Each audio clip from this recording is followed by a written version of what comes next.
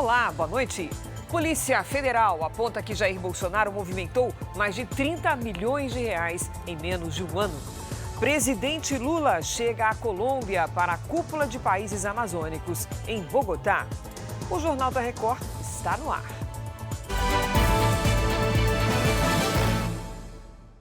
Oferecimento Bradesco Empresas e Negócios. Autoajude-se, abra sua conta PJ. O relatório da Polícia Federal sobre a investigação contra Jair e Eduardo Bolsonaro aponta que o ex-presidente recebeu mais de 1.200.000 transferências via Pix em menos de um ano. Segundo a PF, entre março de 2023 e fevereiro de 2024, Bolsonaro movimentou mais de 30 milhões de reais. Então vamos ao vivo a Brasília conversar com a Jaqueline Frison.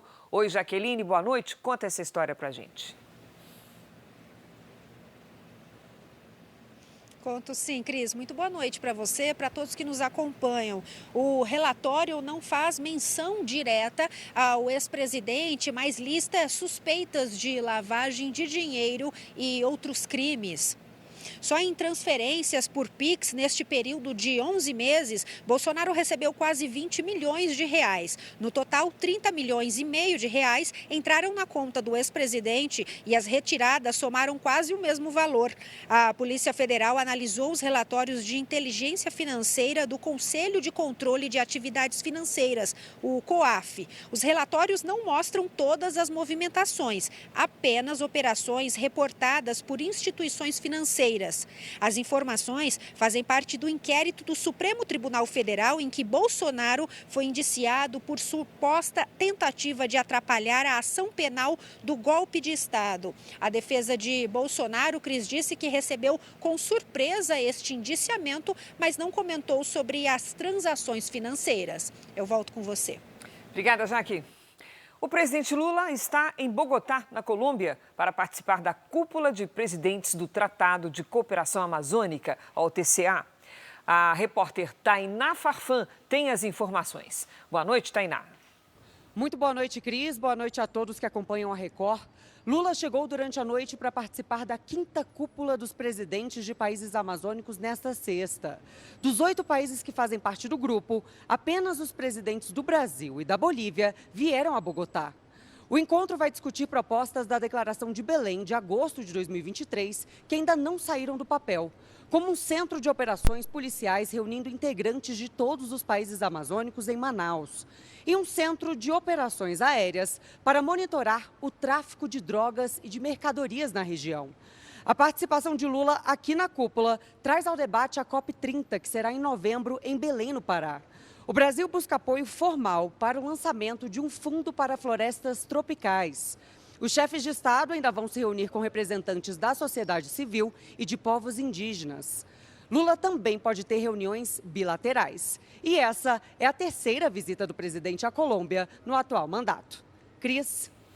Obrigada, Tainá. Outro tema que não consta na pauta oficial deste encontro, mas está no centro das preocupações das nações da América do Sul, é a movimentação do governo americano, que deslocou navios, aviões, submarinos e um expressivo contingente militar para a região do Caribe, tendo como justificativa o combate ao narcotráfico de origem venezuelana. A cúpula da diplomacia brasileira vê com preocupação a iniciativa e mais um potencial gesto de interferência do governo Trump na região. O secretário-geral da ONU, Antônio Guterres, apelou para que os Estados Unidos e a Venezuela diminuam as tensões, usem de moderação e resolvam suas diferenças por meios pacíficos. E antes da chegada do presidente Lula, a Colômbia registrou 2 atentados. Um integrante de um grupo armado foi preso. A polícia investiga 2 explosões perto de uma base aérea na cidade de Cali, a 450 quilômetros de Bogotá. Um segundo atentado ocorreu em Amalfi, a 370 quilômetros da capital, matando 8 policiais após ataque a um helicóptero com a utilização de um drone. Pelo menos 14 pessoas morreram e dezenas ficaram feridas. O presidente Gustavo Petro atribuiu as explosões à organização terrorista Junta do Narcotráfico. Antes da viagem à Colômbia, durante o dia, o presidente Lula participou da entrega de 400 unidades móveis para tratamento dentário no interior de São Paulo. No evento, ele criticou o presidente americano Donald Trump e disse que é preciso ficar atento com as mentiras na internet. Os ministros Paulo Teixeira, do Desenvolvimento Agrário, e Alexandre Padilha, da Saúde, acompanharam o presidente Lula na cerimônia em Sorocaba. As 400 unidades móveis devem atender quase 1,5 milhão de pessoas. E o governo quer chegar a 800 unidades até o fim do ano que vem. E o cara que não tem um dente, ele não mastiga carne, não mastiga castanha, não come amendoim, não sorri, tem medo de mostrar a boca. Ou seja, garantir que essas pessoas tenham acesso ao mínimo necessário, é preciso que a gente saiba mais do que fazer ponte ou viaduto. O presidente Lula defendeu investimentos em programas sociais e criticou quem considera os gastos do governo elevados. Lula também falou em soberania do Brasil. Disse que não aceita interferência aqui no país do presidente dos Estados Unidos. A palavra correta não é governar, é cuidar. Eu quero cuidar desse país. Por isso que o presidente americano não dê palpite aqui. Soberania não é apenas cuidar da nossa fronteira, do nosso mar, da nossa floresta, é cuidar do povo. No evento, Lula ainda destacou que é preciso separar a verdade das mentiras na internet. Vocês têm que prestar atenção nessa questão dessa loucura da rede digital. É preciso que a gente aprenda a separar o joio do trigo, o que é mentira e o que é verdade. Todo dia você vê a quantidade de mentira. Por exemplo, tem uma mentira que diz que eu já morri, eu sou um clone. Você viu que esse dia eu subi uma rampa correndo?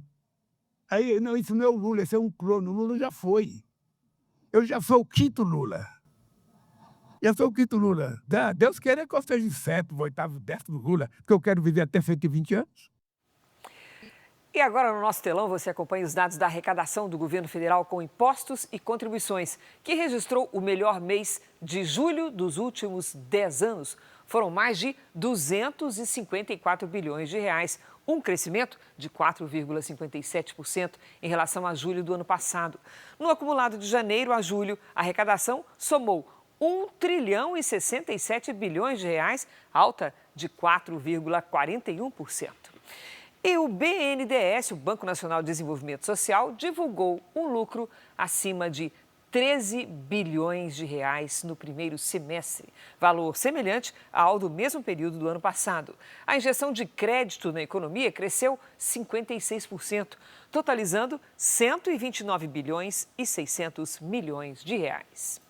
A Câmara dos Deputados aprovou a urgência do projeto que isenta do imposto de renda quem ganha até R$5 mil por mês. A urgência agiliza a votação diretamente em plenário, mas a data ainda não foi definida. Se passar na Câmara, o texto ainda vai ao Senado. Além de ampliar a isenção de imposto de renda, a proposta também prevê um desconto parcial para quem tem rendimentos entre R$ 5.000 e R$ 7.350. O aumento da isenção é uma das promessas de campanha do presidente Lula. E vale lembrar que, se o texto for aprovado como está em 2026, mais de 10 milhões de contribuintes receberão o dinheiro de volta. Silvio Costa Filho, ministro de Portos e Aeroportos, Márcio França, ministro do Empreendedorismo, e Bruno Dantas, do Tribunal de Contas da União, fizeram nesta quinta-feira uma visita técnica ao Porto de Santos. Os ministros assinaram concessões de obras e visitaram a área onde deve ser construído o túnel Santos-Guarujá. A comitiva iria de barco até o local onde será feita a obra, mas o trajeto pela água foi cancelado para não atrasar as agendas. O ministro Silvio Costa Filho falou sobre o leilão para a construção da via. É agora, no dia 5 de setembro, o leilão do túnel de Santos, que nós esperamos contar com a presença do presidente Lula lá na B3. É a maior obra do PAC, que há mais de 100 anos a população da Baixada Santista de São Paulo sonhava com essa obra. O túnel submerso é uma reivindicação antiga de moradores do litoral paulista. Vai ter 870 metros de extensão e custar 6 bilhões de reais, pagos pelos governos estadual e federal. Depois do leilão, marcado para o início de setembro, a previsão da Autoridade Portuária de Santos é que o canteiro de obras comece a ser instalado aqui na área onde será construído o túnel ainda este ano, em novembro. Várias empresas internacionais fizeram a visita técnica. Eles com frequência pedem mais informações, mais documentos. A nossa expectativa é que nós tenhamos uma concorrência muito positiva no próximo dia 5. E de volta ao noticiário internacional, o presidente russo Vladimir Putin teria concordado em acabar com a guerra na Ucrânia em troca de toda a região do Donbass. As informações sobre as exigências de Putin foram divulgadas pelas agências internacionais. Além do território da Ucrânia, o russo ainda teria pedido garantias de que o país não fará parte da OTAN e nem contará com a presença de tropas ocidentais. Os termos teriam sido discutidos na reunião entre Putin e Donald Trump no Alasca. Esse foi o Jornal da Record. Ouça essa e outras edições dos boletins JR 24 horas, também nas plataformas de áudio. Você fica agora com Fala que eu te escuto. Boa noite, boa sexta-feira para você.